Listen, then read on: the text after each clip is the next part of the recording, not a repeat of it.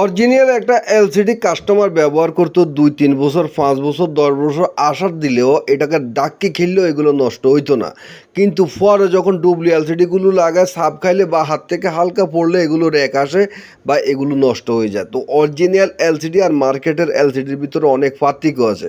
তো আপনারা দেখতেই পাচ্ছেন এগুলো কিন্তু আমরা চেক করতে পারি না, সহজে চেক করা যায় না। এগুলো জ্বালাই করেন ছাড়া অনেক সময় এগুলো আসে না, লাইন পায় না, এসো হয়েছে তেসো হয়েছে বোধ ফেরা।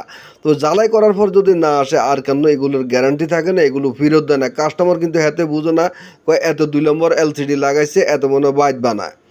কোনো টেকনিশিয়ান এলসিডি নিজে তৈরি করতে পারে না। এগুলো কিন্তু আমরা মার্কেট থেকে কিনে আনি, কিনে আনার পর এগুলো আপনাদেরকে সুন্দর করে লাগাই দিই, ফিটিং করে দিই।